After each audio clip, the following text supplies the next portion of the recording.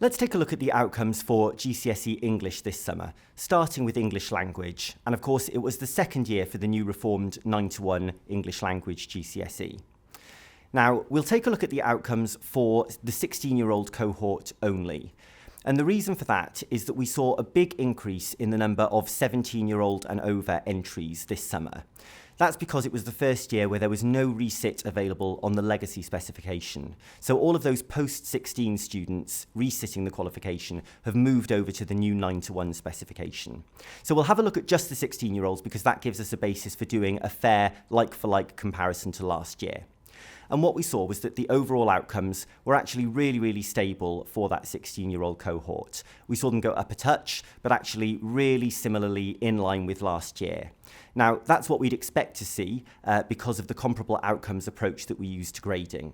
If you want to understand a bit more about how that works, then you can click through to a video on that now. Now, we saw grade boundaries in GCSE English language be pretty stable, actually, maybe up a touch in some cases. And again, you'd expect to see that as students and teachers settle in and become a little bit more familiar with the new qualifications, often performance will creep up a touch and grade boundaries will creep up a touch in line with that. But broadly speaking, they were actually really stable to where they were last year. And that's great because it suggests that we had a really good level of consistency in the assessments and they were in line with what people were expecting. Now, in terms of those post-16 outcomes, despite the switch over to the reform specification for those students, we actually saw those outcomes going up. So at grade 7 or A or above, last year we saw 1.1% of students achieving those grades, and this year 1.2% of students achieving those grades. And at grade 4 or C or above, last year around 29% of those 17-year-olds achieved those grades, and this year that went up to 32%. So really encouragingly, despite the change to the reform specification, those post-16 resit students also doing well and getting great outcomes. Moving on to look at English literature. And again, we'll compare the outcomes for the 16-year-old cohort compared to last year, so that we have an accurate like-for-like comparison. Now, the reason in this case is that for GCSE English Literature, we've actually seen a big increase in early entry for the qualification. And I'll come back to that because that's had quite an impact on what those outcomes look like. But if we compare for that 16-year-old cohort, again, we've seen pretty stable outcomes, pretty much in line with last year. Now, we have actually seen a slight increase in performance. So at grade 4 and above, for example, about an additional 1% of the cohort achieved those grades this year. And we think the likely reason for that is actually a slight change in the nature of the cohort sitting the qualification at 16 because of that early entry.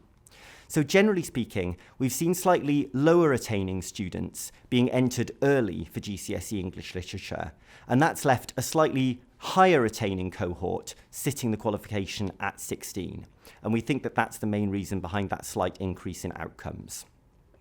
Now, early entry for the qualification is actually up 36% on last year.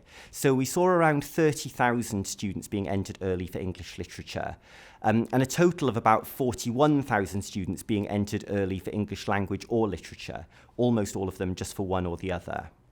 So it's still not the most widespread practice. It's only around 6% of students overall being entered.